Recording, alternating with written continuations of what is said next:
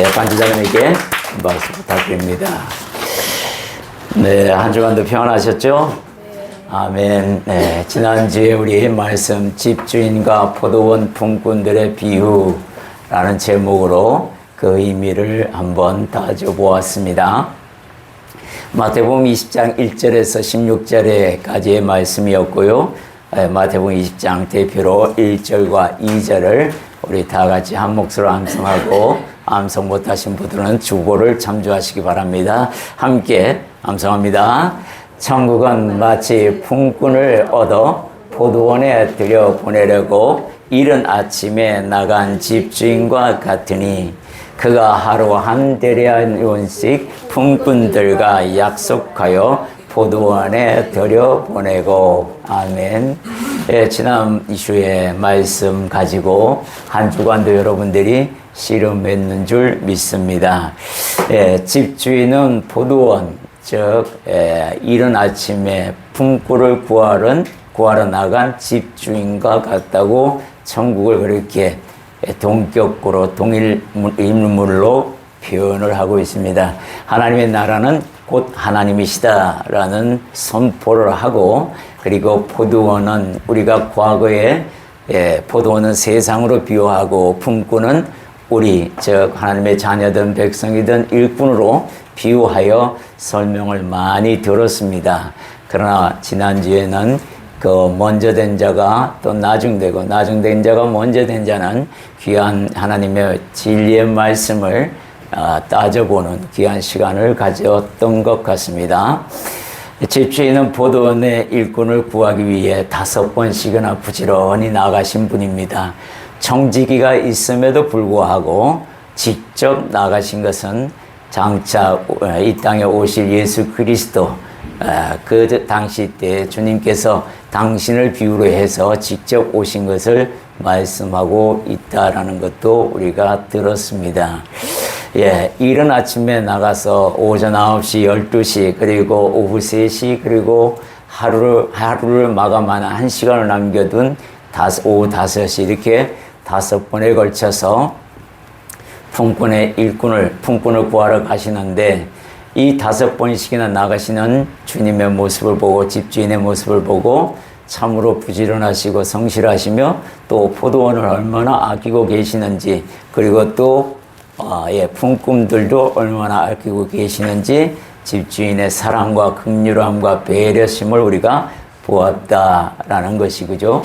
그리고 또 이 집주인이 품꾼들에게 품삯을 주는데 먼저 온 자부터 주었으면 아무 문제가 없을 텐데 주님께서 집주인이 나중 온 자부터 주라 이렇게 말씀하셨어요. 그 의도적인 행위는 첫째, 나중에 온 자들을 위하여 그렇게 하신 것이고, 둘째는 뭐냐면 먼저 온 자들의 심중을 보시기 위하여 그러셨는데, 먼저 온 자들이 아니나 다를까 나중에 와서 1시간밖에 일하지 않고 자기들보다도 덜 수고한 그들에게 한 데나리온씩 주는 것에 대하여 항의하고 따지고 묻는 것을 보면서 우리들은 그들의 잘못된 사고나 역지사지의 심정도 모르고 자기가 얼마나 많은 복을 누렸는지도 모르고 그렇게 주인에게 항거하는 모습을 보면서 우리가 모태신앙으로서 혹은 일찍 하나님의 은혜로부터 예수님을 만난 존재로서 그렇게 받은 복을 세워보지 못하고 임종에 바로 예수 믿고 구원받는 그런 사람이라 부러워하고 있고, 이런 것들을 대해서야 되겠느냐 라면서 함께 이야기를 했던 적이 있습니다. 은혜를 많이 받은 자는 물론 감사도 많아야 합니다. 그런데도 불구하고 먼저 온 자들이 그렇게 따지고 묻는 것은 세상적인 이치에 그렇게 눈이 밝아서 따지는 거, 그거는 그리스도인이 할 일이 아니다라는 것이죠. 주님께서 이른 아침부터 일한 사람이 하나님께서 뭐라고 얘기합니까? 그들이 항거하는 소리를 듣고 진노를 하십니다.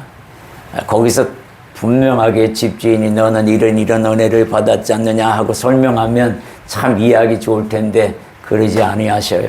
스스로 깨달으라고 하시는 거잖아요. 그죠? 그런 걸 봤을 때 우리 그리스도인은 하나님의 사랑을 받았으면 그 받은 것을 스스로 깨닫고 자기 것으로 만들어 하나님 앞에 머리 숙이는 그 자를 하나님이 기뻐하신다라는 것을 지난번에 배려에 대하여 말씀을 들었습니다. 집주인에 대한 배려, 이런 모습들을 우리가 너무나 잘못 인식하고 있는 것은 아닌지, 결론적으로 그릇된 비유의식으로 말미암아 감사를 상실하는 일이 없도록 하자라고 말씀을 들었고, 하나님 사랑이 나에게 베푸신 것 같이 저들에게도 똑같이 베푸심에 대하여 함께 즐거워할 줄 아는 그리스도인이 되어야 한다라는 것, 또 하나님의 사랑과 배려는 차별이 없다라는 것을 우리가 들었습니다. 이제 이 말씀을 가지고 내가 정말로 먼저 온 자로서 나중될 일을 하지 말고 끝까지 하나님과 동행하면서 하나님의 마음에 합한 자로 끝까지 달려갈 수 있는 저희들이 되어야 합니다. 오늘 그 말씀에 이어서 에스겔서 3장 17절의 말씀으로 파수꾼의 역할이라는 제목을 가지고 여러분과 함께 은혜를 나누고자 합니다. 에스겔서 3장 17절 말씀을 먼저 같이 한 목소리로 봉독합니다. 인자야, 내가 너를 이스라엘 족속의 파수꾼으로 세웠으니 너는 내 입의 말을 듣고 나를 대신하여 그들을 깨우치라. 아멘. 오늘 이 본문의 말씀이 파수꾼에 대한 말씀으로 에스겔서 3장과 33장에 기록되어 있는 말씀입니다. 파수꾼 사상이라 그래서 우리가 많이 들었습니다. 그러나 그 파수꾼에 대하여 정확한 역할이라든가 또 하나님께서 이 파수꾼을 통하여 무엇을 요구하고 계시는지도 우리는 정확하게 듣지는 못했어요. 나 단지 파수꾼으로서 깨어 있어야 한다라는 것은 많이 들었지만 어떤 내용이 내게 하나님께서 세우시고 또 원하시는지를 우리가 한번 살펴볼 필요가 있습니다. 오늘 본문에서 먼저 훑어보면은 내가 너를 이스라엘 족속의 파수꾼으로 세웠다 했습니다. 누구의 파수꾼이냐라는 거예요. 이스라엘 족속의 파수꾼으로 세웠다라고 분명하게 세운 대상을 분명히 지적하고 있습니다. 그리고 너는 내 입의 말을 듣고 하나님 입으로부터 나오는 말을 듣고 듣는 자가 파수꾼의 역할을 하는 거예요. 그리고 그 들은 바를 가지고 하나님을 대신하는 역할을 감당하는 겁니다. 그리고 그들을 깨우치라 하는 것까지 가는 게 파수꾼이 해야 할 일이다라고 오늘 본문에서 분명하게 밝히고 있습니다. 그래서 파수꾼이 잘못하게 되면 그 민족은, 나라는, 아니면 그 고을은, 파수꾼을 세운 그 고을은 파수꾼으로 말미암아 생명을 보존하기도 하고 생명을 잃어보기도 한다라는 것을 아셔야 합니다. 우리가 남과 북이 나누어져 있습니다. 그죠? 저 선발선에는 우리를 대신하여 파수꾼을 세운 군인들이 있습니다. 그들이 자기의 일을 잘못하게 되면 북한에서 쳐들어왔을 때 그냥 무차별하게 당하는 거예요. 그게 6.25입니다. 파수꾼의 역할을 제대로 못했으니 6.25를 당해서 저 부산까지 밀려 내려간 거 아니겠습니까? 파수꾼이 제 역할을 했다 그러면 그런 일은 아마 있지도 않았을 뿐만 아니라 아마 전쟁의 결과는 하나님께서 만드시겠지만 그래도 아마 대항할 수 있는 만큼 크게 대항했을 거라고 생각이 듭니다. 오늘 그런 것처럼 파수꾼의 역할을 먼저 하나하나 따져보도록 하겠습니다. 첫 번째는 먼저 여호와의 말씀을 귀담아 듣는 것입니다. 에스겔서 3장 17절 본문에 보면 너는 내 입의 말을 듣고 라고 된 거예요. 하나님의 말씀을 드러낸 겁니다. 즉 지금에 오면 분명하게 하나님의 말씀이 누구를 통하여 우리에게 들립니까? 예수 그리스도의 가르침을 통하여 듣습니다. 그 가르침은 어디에 있습니까? 여러분들이 보고 계시는 성경에 있습니다. 이것을 분석하고 분명하게 알아서 하나님 입으로부터 나오는 말씀을 듣고 분명하게 알아야 된다는 게 선행되어야 한다. 이렇게 말씀하고 있는 거예요. 솔로몬의 지혜도 여호와의 말씀을 듣는 것으로부터 시작됩니다. 열왕기상 3장 9절의 말씀 우리 한 목소리로 봉독해 봅니다. 누가 주의 이 많은 백성을 재판할 수 있사오리까? 듣는 마음을 종에게 주사 주의 백성을 재판하여 선악을 분별하게 하옵소서. 아멘. 여기 보면 우리가 듣는 마음, 그러면 하나님 말씀보다도 백성들이 와서 자기의 아픔을 고하는 그 말을 듣는 마음으로 그렇게 분석하는 사람도 있습니다. 물론 그 말씀도 여기에 포함이 되어 있습니다. 그러나 뒷말에 보면 재판하여 선악을 분별하게 하옵소서라는 말과 연결한다 그러면 이건 하나님의 말씀을 들을 줄 알아야 한다라는 겁니다. 하나님의 말씀을 듣고 선악을 분별할 수 있는 능력이 생기게 해달라고 하는 겁니다.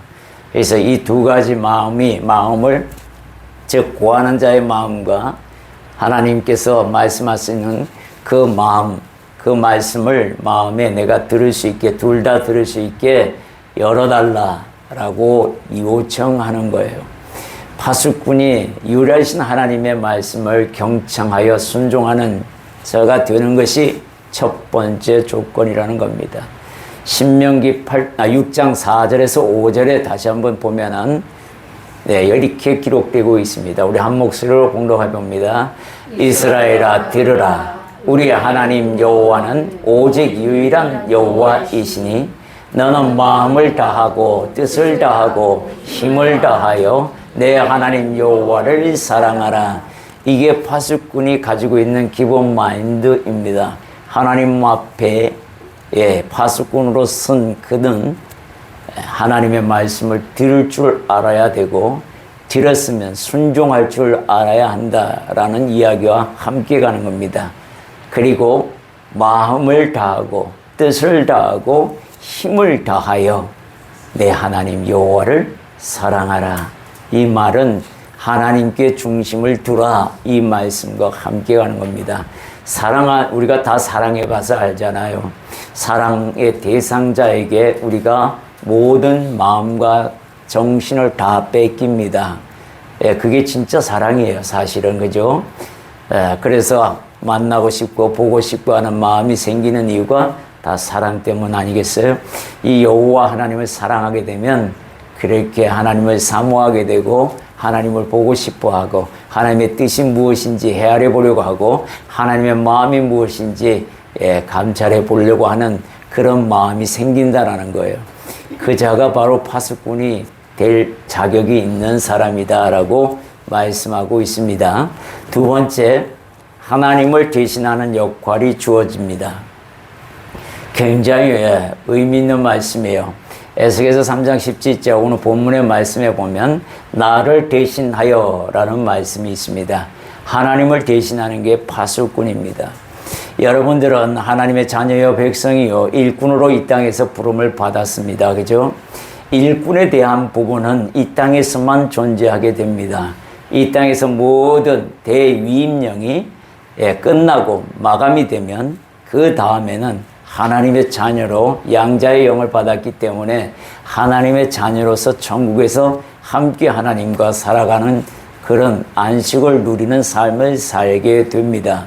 그래서 이 땅에서 내가 해야 할 일은 뭐냐 하면 하나님의 말씀을 대언하는 겁니다. 하나님을 대신해서 가정을 세우고 교회를 세우고 그리고 직장을 세워나가는 겁니다. 내가 있는 영역이 이 세 군데 말고는 없잖아요. 그죠? 이 세 군데 영역에서 내가 파수꾼의 역할을 감당하되 그 중에서 하나님을 대신하여 내가 내 몸에서 그리스도의 향기를 드러내어 하나님 살아계심을 알게 하는 것이 파수꾼의 역할이다라는 거예요. 이 일을 감당하기 위해서 이사야 선지자가 41장 10절의 말씀으로 이렇게 말씀합니다. 함께 있습니다. 두려워하지 말라. 내가 너와 함께 함이라. 놀라지 말라. 나는 내 하나님이 됨이라. 내가 너를 굳세게 하리라. 참으로 너를 도와주리라. 참으로 나의 의로운 오른손으로 너를 붙들리라. 하나님은 이렇게 미리 파수꾼들에게 우리들에게 말씀하셨고 이렇게 해주겠다라고 약속을 하셨어요. 나는 네 하나님이 될 것이고 이미 되었고 너를 굳세게 할 것이며 참으로 너를 도와줄 것이고 또 내 오른손으로 너를 붙들어 주리라. 그러니 너는 뭐야? 나를 대신해서 입만 열어라 라는 거 아닙니까? 하나님을 대신하는 파수꾼의 역할, 가정에서 해야 합니다. 정신 못 차린 사람들에게 끌려가는 것은 안 됩니다. 정신 바짝 차리고 있는 사람이 끌고 가야 됩니다. 근데 끌고 가는 방법이 문제죠. 끌고 가는 방법이 하나님 뜻대로 끌고 가면 되는데 세상 방법을 동원하여 끌고 가다 보면 반드시 문제가 생깁니다. 그리고 그들은 순종도 하지 않습니다. 그러니까 어떻게 해야 합니까? 하나님 뜻대로, 하나님 방법대로 해야 한다는 걸 잊지 마십시오. 윽박 지른다고 되는 게 아니잖아요. 이것은 사랑으로 하라고 합니다. 사랑으로, 긍휼한 마음으로 인내를 동원하여 하라는 겁니다. 하나님께서 우리 파수꾼의 역할을 제대로 못한다고 그때그때 쳐버리시면 누가 살아남아 있을 수 있겠어요? 하나님께서 인내하고 기다려주시고 파수꾼의 역할을 제대로 할 때까지 공급하시는 힘으로 말미암아 그가 스스로 일어설 때까지 기다려주시는 하나님의 그 인내를 받았으니 파수꾼도 그 역할을 감당할 때에 가정에서나 직장에서나 교회에서나 기다려줄 줄 알아야 한다. 이 얘기를 함께 하고 있는 겁니다. 세 번째는 뭐냐면 그들을 깨우치라는 겁니다. 오늘 본문의 말씀의 마지막 대목에 나와 있습니다. 이 그들을 깨우치라는 말씀은 하나님을 대신해서 하는 자가 하나님의 말씀을 그들에게 던져줬을 때에 어떤 문제가 일어나느냐 하면 전도서 3장 18절의 사건이 일어나게 됩니다. 우리 전도서 3장 18절의 말씀 우리 한 목소리로 봉독하겠습니다.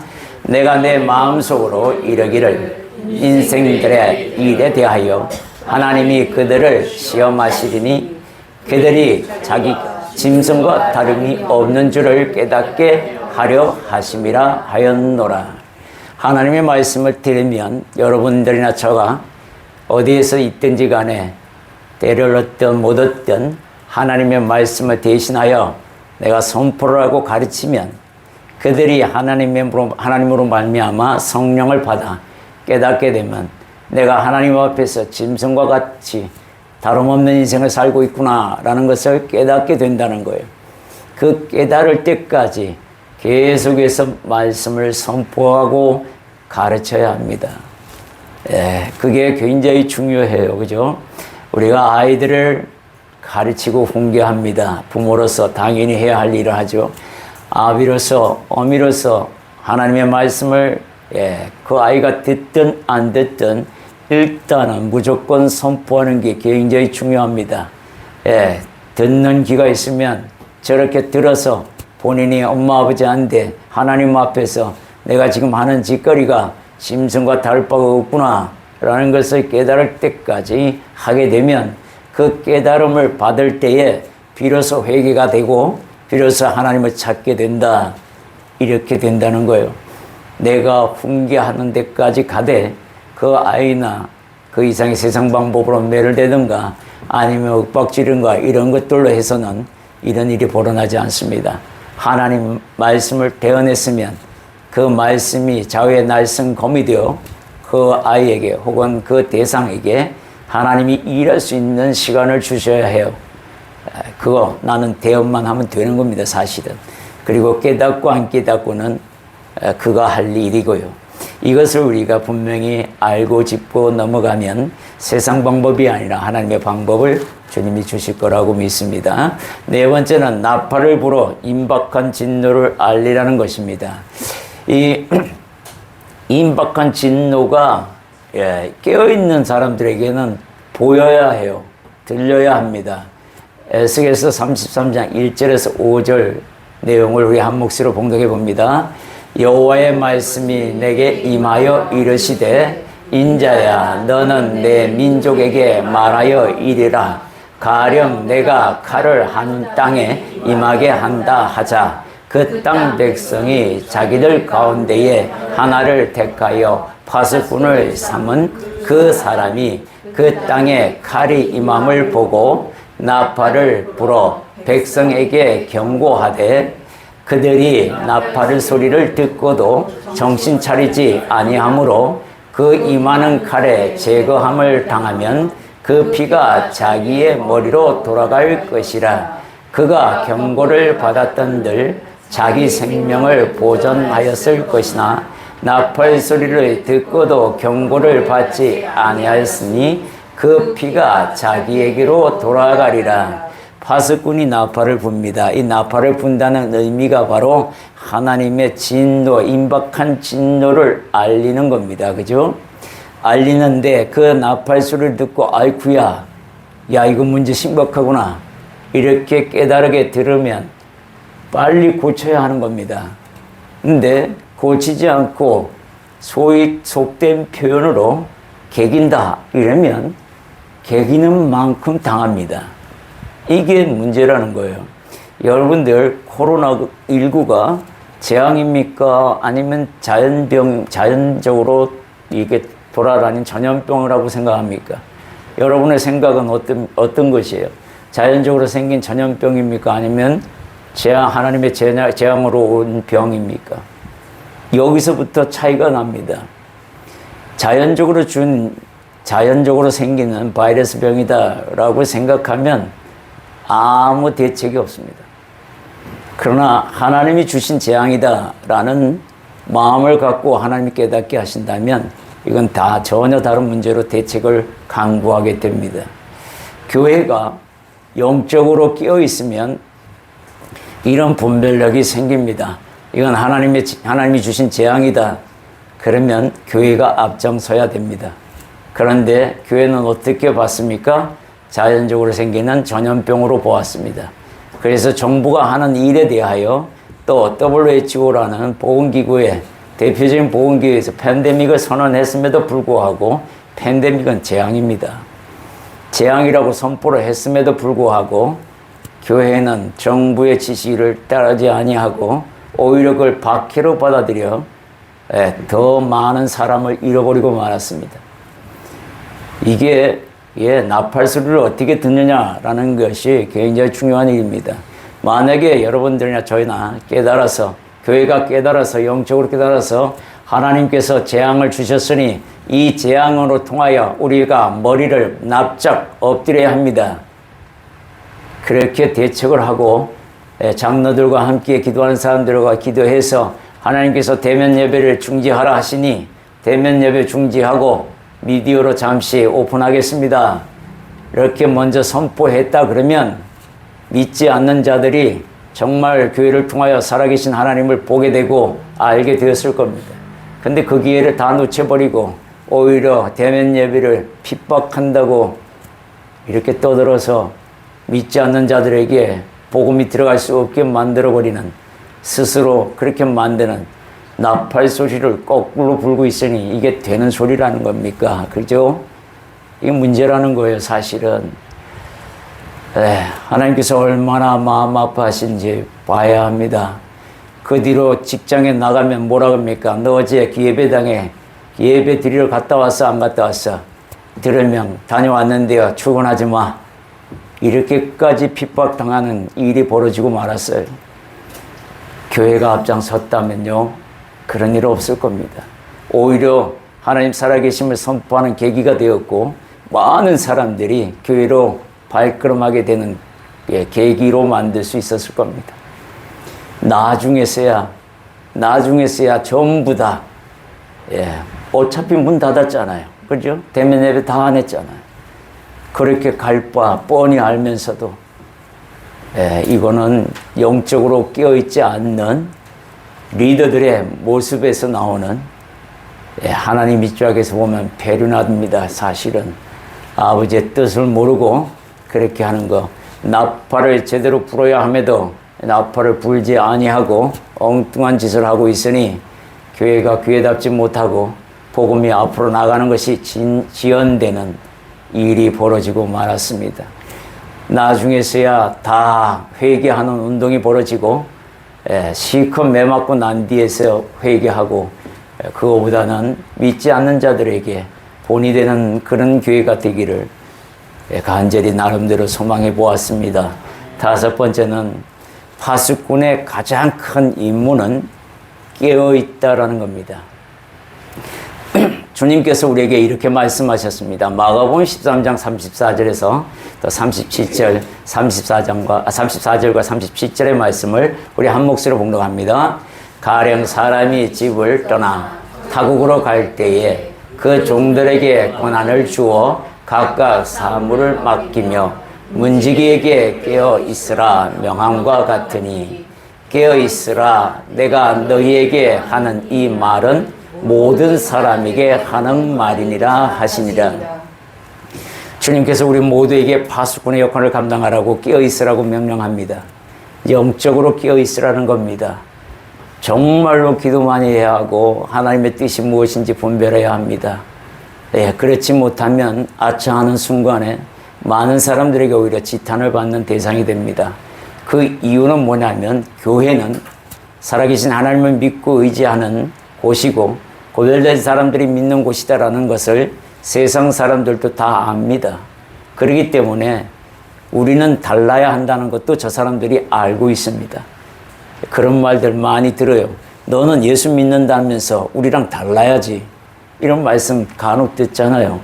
그건 무슨 말이에요? 내가 저들과 동색으로 일하고 있거나 생각하고 있다는 것을 보여주는 계기입니다. 나는 그때 깨우쳐야 하는 거예요. 내가 하나님의 말씀대로 살지 않고 있구나. 저들의 입을 통하여 하나님이 내게 경고하고 계시는구나.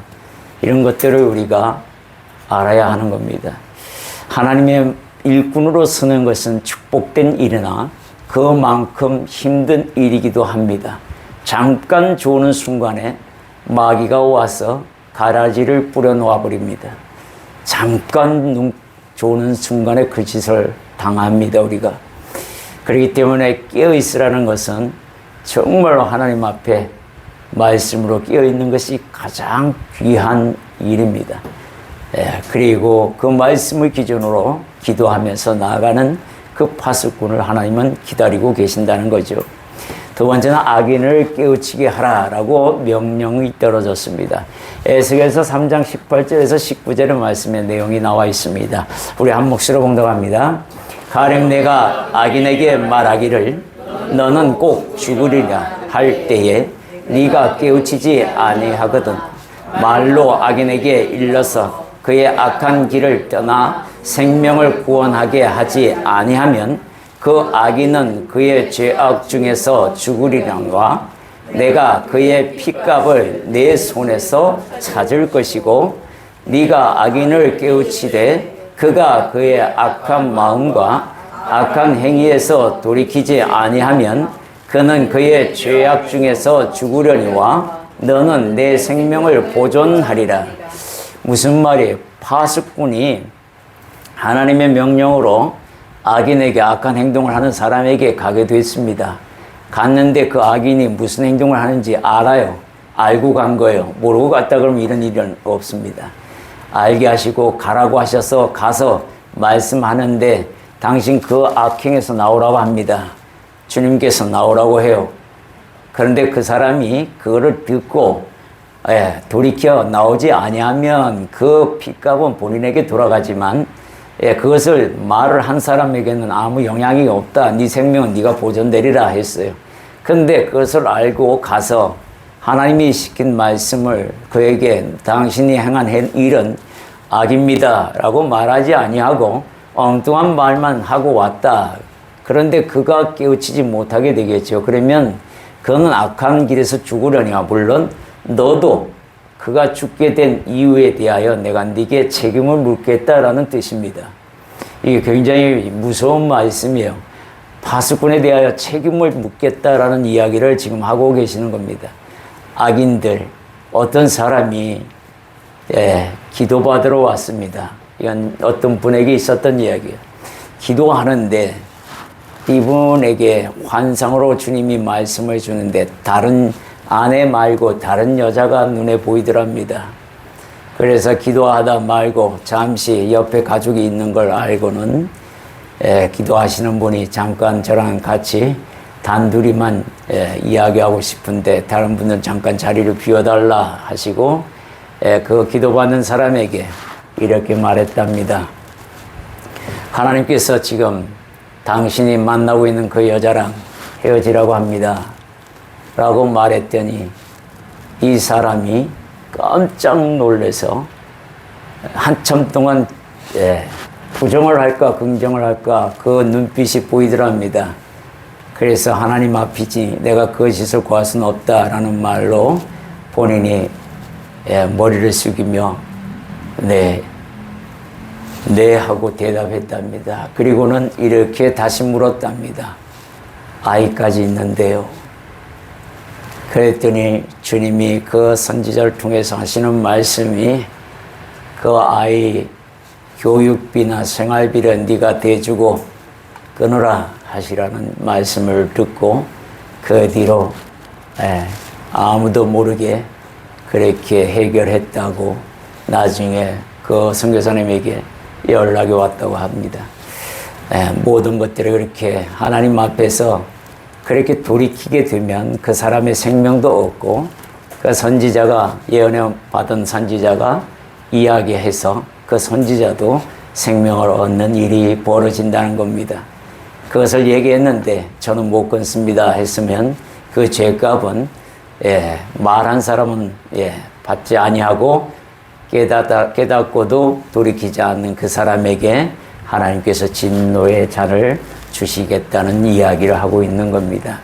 이렇게 하나님께서 말씀하시는 것을 분명하게 전하는 것이 나의 몫이고 깨닫고 뉘우치는 것은 그의 몫이다 라는 것을 분명하게 우리에게 말씀하고 파수꾼으로 세움받은 것에 대하여 우리에게 분명하게 또한 이야기하고 계시는 겁니다.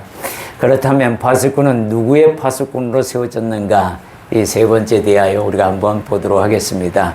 첫 번째는 본문에 보면 이스라엘 족속의 파수꾼으로 세웠다라고 이야기합니다. 이스라엘 족속에게 하나님께서 대상으로 말씀하셨다는 얘기는 믿음의 알곡들을 위해서 파수꾼을 세웠다는 말과 함께 가는 겁니다. 믿음의 사람들에게 여러분들의 가정은 다 자녀든 아내든 남편이든 또 어머니든 다 예수와 함께하는 분들이고 또 예수라는 분의 이름을 들어서 알고 있는 가족들이 대다수일 겁니다. 이분들을 대상으로 파수꾼의 역할을 감당해야 한다는 겁니다. 이후에도 다시 제가 설명을 합니다만은 여기서 이스라엘 족속이라는 얘기는 내가 바로 내 가정에서 파수꾼의 역할을 감당해야 합니다. 여러분의 부부가 만약에 함께 세워지면 함께 하셔야 되는 거고 그렇지 않다 그러면 먼저 된 자가 그 일을 감당해야 합니다. 그 이야기를 오늘 본문을 통해서 말씀하고 있는 겁니다. 두 번째는 우리 모두는 가정의 파수꾼이다라는 거예요. 믿음의 형제에 대한 파수꾼도 되지만 가정에 대한 파수꾼을 기억하라라고 얘기합니다. 잠언 22장 6절의 말씀 함께 있습니다. 마땅히 행할 길을 아이에게 가르치라. 그리하면 늙어도 그것을 떠나지 아니하리라. 주님께서 분명하게 우리에게 말씀했어요. 이 파수꾼의 역할을 가정에서 아이들에게도 분명하게 가르치라고 설명하고 있어요. 아이가 듣기 싫다고? 아니요, 그거는 듣기 싫다고 안 하는 게 아니라 나는 해야 합니다. 입술을 열어서 그 아이가 듣기 싫든 말든 해야 하는 게 맞습니다. 그랬을 때 그 아이가 자주 듣고 귀에 담아서 내가 정말 잘못 생각하고 있는구나 깨달을 때까지 해 주셔야 합니다. 디모데후서 4장 2절의 말씀을 한 목소리로 또한 봉독합니다. 너는 말씀을 전파하라. 때를 얻든지 못 얻든지 항상 힘쓰라. 범사에 오래 참음과 가르침으로 경책하며 경계하며 권하라. 여기에 뭐라고 돼 있어요? 힘쓰되 오래 참음. 오래 참음이 들어가야 돼요. 지금 당장 안 바뀌어요. 그죠? 기다려주고 또 경책하고 또 기다려주고 또 경책하고. 하나님 살아계신다. 내 눈에 안 보인다고 그렇게 말하지 마라. 내 딸아, 그러면서 이야기하고 내 아들아 하나님을 경외할 줄 알아야 돼. 계속 가르쳐야 합니다. 네 눈에 바람이 보이든 네 눈에 바람은 보이지 않아도 우리가 바람이 있다는 걸 뭐를 통해서 아느냐? 네 살결이 통해서 알지 않느냐? 바람이 너를 맞이하게 되면 네 살결이 먼저 얘기하잖아. 바람이 불고 지나갔다고. 하나님은 그렇게 바람처럼 보이지 않아도 네 삶 속에서 너와 함께함을 네 삶을 통하여 말씀하고 계시는 것을 알거라. 가르쳐야 하는 겁니다. 가르쳐야만 아이들이 알아요. 이게 바람인지 뭔지 알아야 그 이름을 알 거 아니겠어요. 그죠? 세 번째는 악행을 하고 있는 의인을 깨우치게 하기 위해서 세움을 받았다라고 얘기합니다. 이 악행을 하고 있는 의인들 중에서 믿음의 사람들을 두고 이야기하는 거죠. 에스겔서 3장 20절에서 21절의 말씀이 나와 있습니다. 우리 한 목소리로 복록합니다. 또 의인이 그의 공의에서 돌이켜 악을 행할 때에는 이미 행한 그의 공의는 기억할 바 아니라 내가 그 앞에 거치는 것을 두면 그가 죽을지니 이는 네가 그를 깨우치지 않음이라. 그는 그의 죄 중에서 죽으리니 그의 핏값은 내가 내 손에서 찾으리라. 그러나 네가 그 의인을 깨우쳐 범죄하지 아니하게 하므로 그가 범죄하지 아니하면 정령 살리니 이는 깨우침을 받음이며 너도 내 영혼을 보존하리라. 이 파수꾼의 역할을 감당하는데 의인이 공의를 떠나서 악행을 저질러요. 그러면 과거에 내가 아무리 좋았던 믿음을 갖고 있다 하더라도 그 의인은 없어집니다. 기억할 바 아니라 라고 분명히 말씀하고 있어요. 지금 현재 네 행위로 내가 책망하리라 라는 이야기입니다. 그래서 먼저 된 사람이 끝까지 지켜나가야 합니다.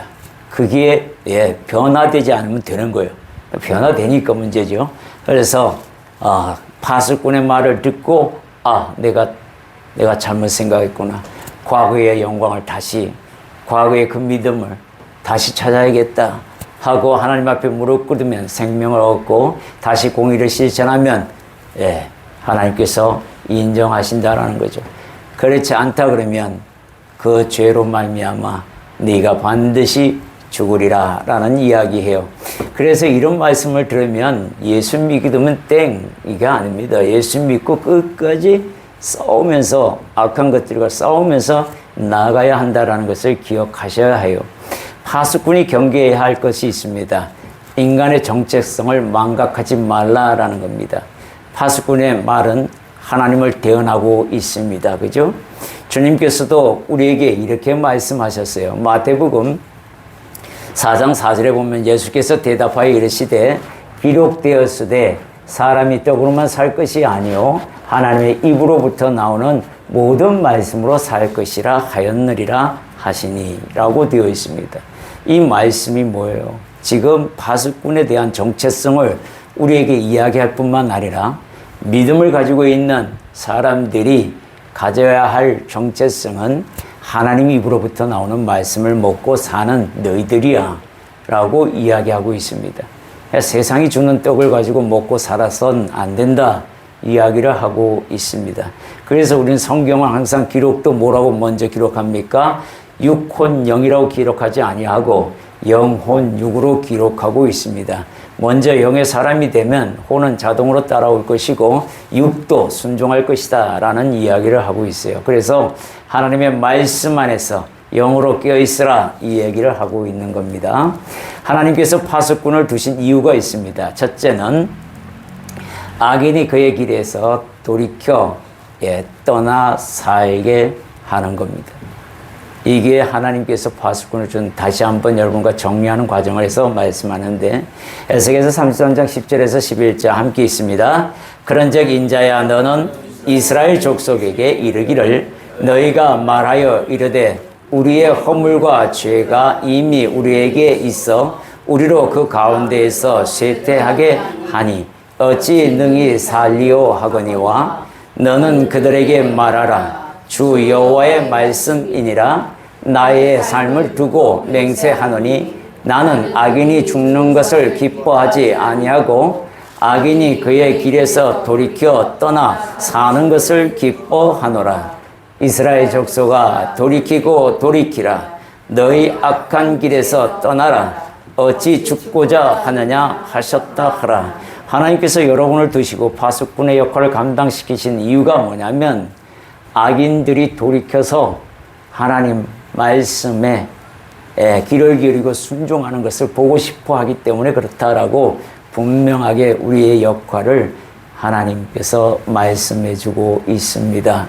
두 번째는 하나님의 공의로우신 판결을 위하여 세웠다라고 합니다. 에스겔서 33장 12절에서 16절의 말씀을 또한 한 목소리를 봉독해 봅니다. 인자야 너는 내 민족에게 이르기를 의인이 범죄하는 날에는 그 공의가 구원하지 못할 것이요 악인이 돌이켜 그 악에서 떠나는 날에는 그 악이 그를 엎드리지 못할 것인즉 의인이 범죄하는 날에는 그 의로 말미암아 살지 못하리라. 가령 내가 의인에게 말하기를 너는 살리라 하였다 하자.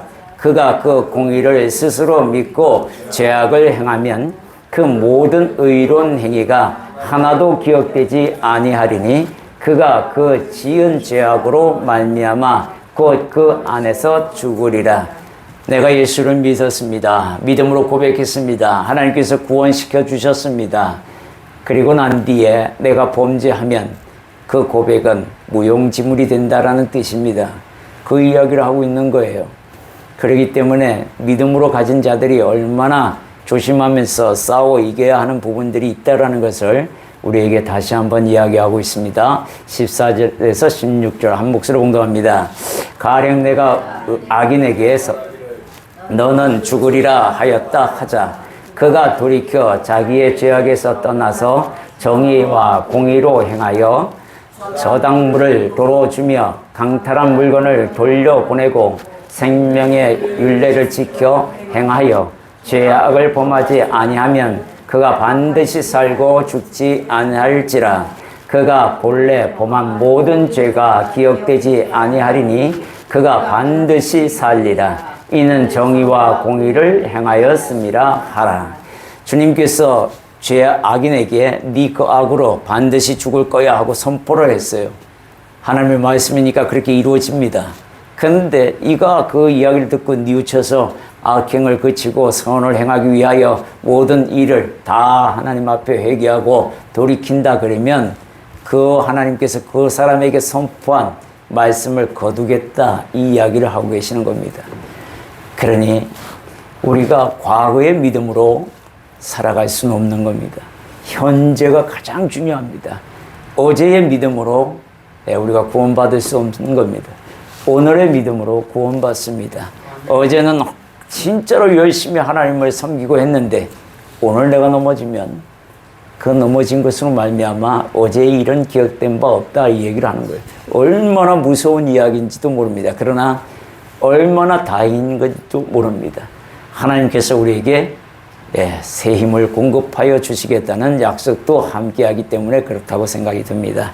여러분들도 넘어지지 않도록 노력하고 하나님의 말씀을 끝까지 붙들고 나아가도록 노력하는 그런 저와 여러분 되기를 소망합니다. 결론을 말씀드리면 에스겔서 3장 27절에 이렇게 말씀이 나와 있습니다. 그러나 내가 너와 말할 때에 내 입을 열리니 너는 그들에게 이르기를 주 여호와의 말씀 이러하시다 하고 들을 자는 들을 것이요 듣기 싫은 자는 듣지 아니하리니 그들은 반역하는 족속임이니라. 여기서 보면은 파수꾼이 이야기를 하는데 듣는 사람이 있고 듣지 않는 사람으로 구분될 것인데 듣지 않는 자는 반역하는 족속으로 하나님께서 인치시겠다라는 말씀을 말하고 있는 겁니다. 이런 것들을 봤을 때에 파수꾼의 역할이 얼마나 중요한 것인지 알게 되고 오늘 제가 팬데믹에 대해서 잠시 말씀을 하신 것은 여러분들 틈에서도 아마 서로 다른 의견이 있을 겁니다. 그러나 종이 받은 그 당시 때에 제가 받은 말씀은 분명하게 재앙으로 하나님이 내리신 재앙이었고 모든 사람의 입을 마스크로 닫으셔서 저들의 입에서 나오는 소리조차 듣기 싫다라고 분명하게 메시지를 남기시는 것을 제가 들었기 때문에 여러분에게 선포하는 겁니다. 여러분들이 그것을 어떻게 알아듣든 그건 여러분의 자유지만 제가 이 파수꾼으로서 하나님 앞에 들은 바, 깨달은 바를 여러분과 함께 공유했을 뿐입니다. 누가복음 8장 8절과 15절의 말씀을 보겠습니다. 우리 한 목소리 봉독합니다.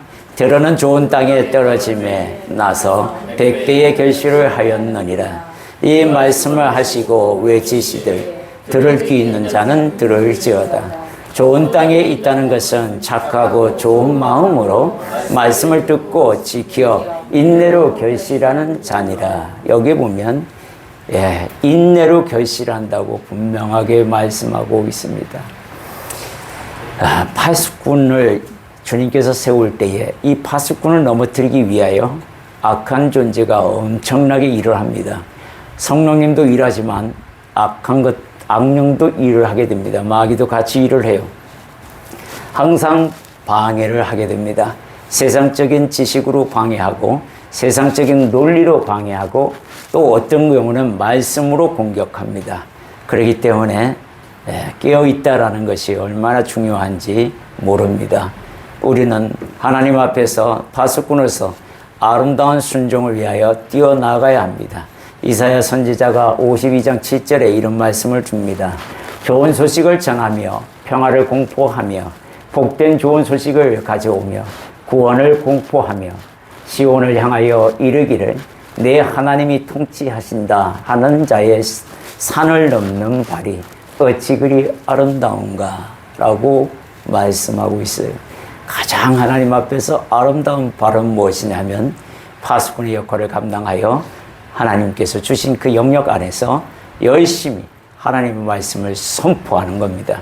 때를 얻든 못 얻든 열심히 선포하다 보면 하나님의 일하심을 보게 되고 나 또한 하나님의 긍휼하심을 입고 더 아름다운 발걸음으로 만들어 가실 줄 믿습니다. 정리해 드리겠습니다. 오늘 파수꾼의 역할에 대해서 말씀을 나누었습니다. 먼저 여호와의 말씀을 귀담아 듣는 파수꾼이 되어야 합니다. 그리고 하나님을 대신하는 대언의 역할도 감당해야 한다는 뜻입니다. 그리고 그들을 깨우치라라는 명령을 주셨으니 열심히 하나님의 말씀을 온전히 깨달아서 깨우칠 수 있는 저와 여러분이 되기를 소망합니다. 나팔을 불어 임박한 진노를 알리는 것도 굉장히 중요한 것입니다. 파수꾼의 가장 큰 임무는 깨어 있어야 한다는 겁니다. 졸아서도 안 된다는 거예요. 악인을 깨우치게 하려고 세우셨습니다. 누구의 파수꾼으로 세웠냐면 우리는 같은 민족 또 믿음의 형제들에게 파수꾼의 역할을 해야 하고 우리 모두가 가정의 파수꾼입니다. 그리고 먼저 예수를 만난 우리가 만나지 못한 자들에게 선포해야 되는 것이 파수꾼의 역할입니다. 악행을 하고 있는 의인에게 깨우치게 하기 위해서도 세움을 받았습니다.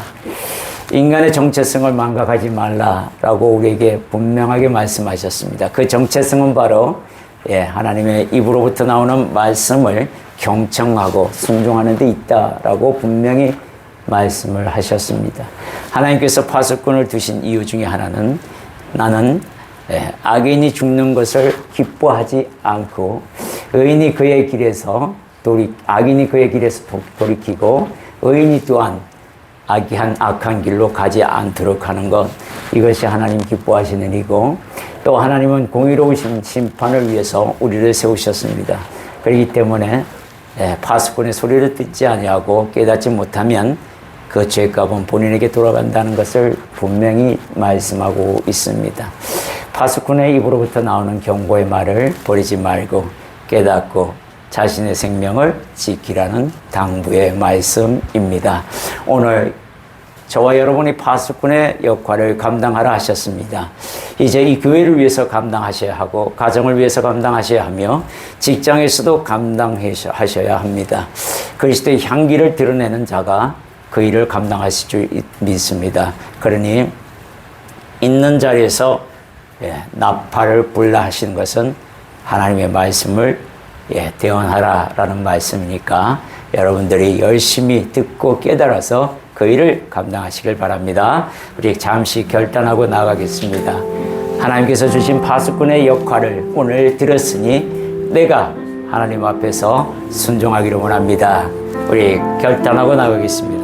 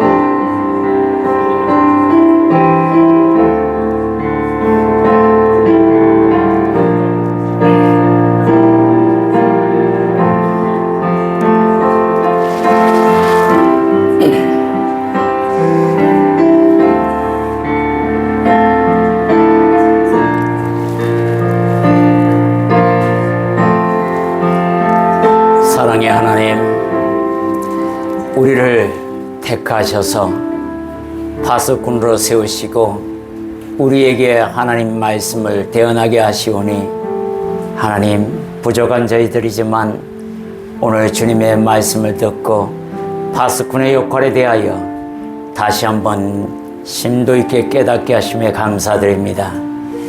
이제 하나님께서 나를 교회에서 파수꾼으로 세우셨고 믿음의 형제들을 위하여 또한 파수꾼으로 세우셨으며 가정에서 가족들의 일원들을 위하여 믿음 약한 아이들과 또 아내와 남편을 부모를 위하여 세움받게 하셨으니 내가 그 일을 감당하는 데 있어 조금도 부족함이 없도록 나를 먼저 말씀으로 세우시고 파수꾼의 역할을 온전히 감당할 수 있도록 성령으로 힘써 공급하여 주옵소서.